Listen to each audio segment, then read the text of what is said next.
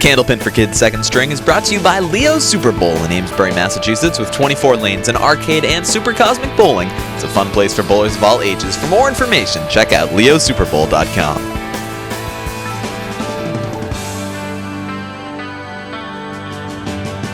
Another tight one here on Candlepin for Kids. Kylie Josefiak on lane number 3. 3 pins the difference.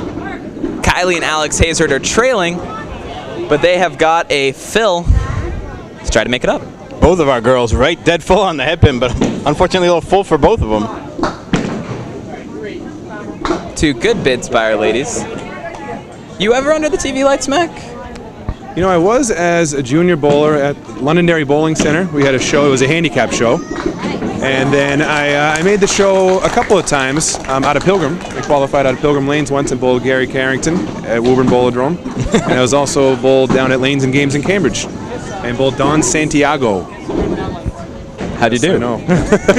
I did not fare well in that match. Don pulled it out at the end. How did the pressure of those matches compare to some of the more higher stakes, bigger tournament matches, but is it different when you're under the lights? You know, it's really about the same. I mean, there's a lot of pressure no matter what. You're just going to breathe deep and try to slow yourself down. Really, it's really key. 2 girls slowed it down there. 2 nice spares by both of them, keeping this match tight. I want to thank you guys for letting me be here today and to come here and see this. It's inspirational because as our bowlers in the Pro Series get older, we need the use to filter through, and it's right here in front of us. We're going to see these bowlers in a few years. You know, it's great for us.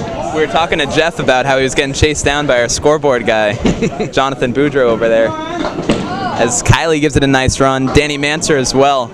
But Jonathan's one of the proudest bowlers we've turned out. What are your expectations for him? My expectations, I can't even explain. Every time I watch this kid bowl, he is a machine. He just picks the ball up, gone. Back, picks the ball up, gone. Head pin. He's always on his object pin. Very rarely misses it. And he's pretty tough on himself, too. Extremely tough on himself. Is he eligible for the Pro Series next year, or is it 18? At 17 years old, he'll actually be eligible. I think his birthday Right before the first offense, I think. Well, he's going to be 17 soon, but he'll be eligible next year, yeah, 17 years old. Very convenient. We're looking forward to seeing that. I don't think many of the bowlers are looking forward to seeing. No. You know, it's hard enough for me to make the finals as it is for all of these things.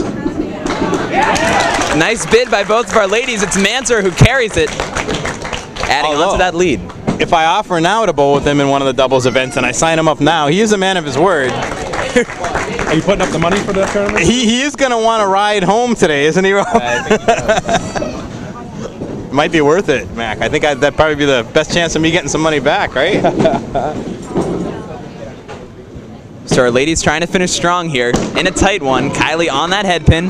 Mansur with a tough 2 fill. She was trying to build that lead. That'll bring it up to 7, but it's Kylie with the better leave. While Kylie's finishing up here, I just want to make a comment about her, and I hope she sticks with the game. You can tell she's very athletic. I'm sure she plays a lot of sports, and what we see a lot of the times is the bowlers, you know, steer off in a different direction. I sincerely hope she sticks with the game because I think she has the talent to be one of the best female bowlers that I've ever seen. I really believe that.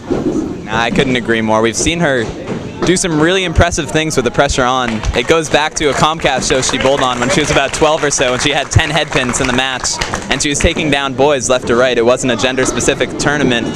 As Kylie ties the match up, or gave them a 1-pin lead there? Well, both of our girls finished strong with big strings. 115 for Dani Mansur, 112 for Kylie. Some fantastic games. So 1 pin the difference, plus Alex Haesaert's ball on lane number 3 going into the second half. We've had it all on Candlepin for Kids today so far, and we're still just getting to the oldest guys. The matches, they do keep getting better. Crowd going quiet for Haesaert here. Very friendly 7 off the head pin and counting, make it 8. So 9 now the difference. Josh veers a little left as Haesaert tries to run this one down. Haesaert's all over it. Impressive shot there. That was a tricky one. Yeah, he snuck by the wood. That was probably key to making a shot. Pilgrim Lanes has those pin cams that we look at. I find it tricky sometimes. I look at the pin cam and I look and my eyes tell me there's no way a shot will go. Then when I just look down the lane normally, it looks totally different to me. It looks like, oh, that's a shot you make all the time. Now, we talked about filming some of the pros on the championship day. Obviously, everybody misses the TV show from a few years ago. What do you see as a future out of bowling on TV, especially in the professional ranks? Well, I think we need a lot of promotion. We need sponsors. We need big corporations to get involved with our game. It needs to start in newspapers, media outlets. It needs to really just spread first. It's going to be tough to just jump from the state it's in now to being on a network television show. So I think we need to slowly get there, but I really believe that we're on our way with the Candlepins for Kids and with the Pro Series, and especially promoting each other. It's in a better state now than it was in, say, about 5 or 6 years ago. The progress you guys have made with the Pro Series has been absolutely phenomenal. If you could take us through what was going through your head when you started it and how you're feeling now about it, because it really has come a long way. Sure. We started with just a few tournaments, and you could tell a lot of the bowlers were becoming stagnant with the format. That it was just a 10-string tournament, and so we started small. We just started with a knockout tournament here or there. We noticed the bowlers like to bowl doubles, like you two like to bowl. So we said, hey, why not try to format these into a series all year long? And just like PGA or the PBA have different events with points, and kind of change it up. But yes, we're going into our 4th year next year, and we're hoping to get involved with some internet shows, maybe be involved with you, and maybe get some sponsors along the way here, and just keep growing. It's pretty exciting for us. It's been extremely exciting to watch as this match adds, as Josh gets a key mark in the 8th. The difference is 9. Josh has a ball to cut into that. And Haesaert with the 10 that can't be overlooked, because you don't want to give any breathing room. These guys need 9 pins to catch up. Don't make it 8, because that makes it a lot easier. Very true. We're excited by what the Pro Series has done, because it opens up the possibility for kids like these guys to have somewhere to go after their Candlepin for Kids days are up. We see big things out of them, like Josh tying the game up. And a pretty nice fair leave. These two have ice in their veins. Haesaert a half-inch off. It looked like he was going to cut that clean. Out of his hand, I thought he had it. Josh on the money. Key spare late. Haesaert looking for the out, settles for 9. So 1-pin difference, Josh with the ball. It's winning time, right, Mac? It is, Rob. What would happen in a tie situation here? 1 box roll off, each kid would get 1 ball. We would do. That's how we've done it in the past. So our girls would get a box, rather. And then our gentlemen would get our box, and it could come into play. I'm not rooting for that, but I'm secretly rooting for that. It would definitely be interesting. Haesaert off the head pin, but he's got a spare leave. Josh off as well. Some friendly action to bump the lead up to 7. Haesaert needs this. More importantly for Haesaert, his opponent didn't shut him out. He left it single-digit lead. Haesaert on the head pin. What a clutch shot! Josh looking to answer.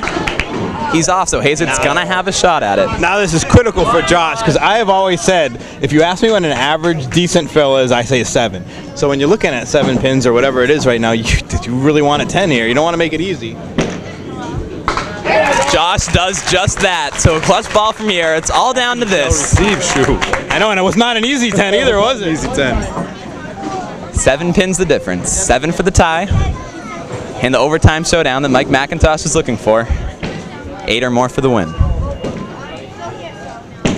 On the head pin. And Haesaert takes it with a hammer. What a performance. We saw something special right there, folks. Alex Haesaert with a huge finish. He came for a pretty good match. That was the most exciting match I've seen in a long time. What a performance by our two teams. 236 to 233 the final. You've got to see the closing interviews, folks. Stick with us.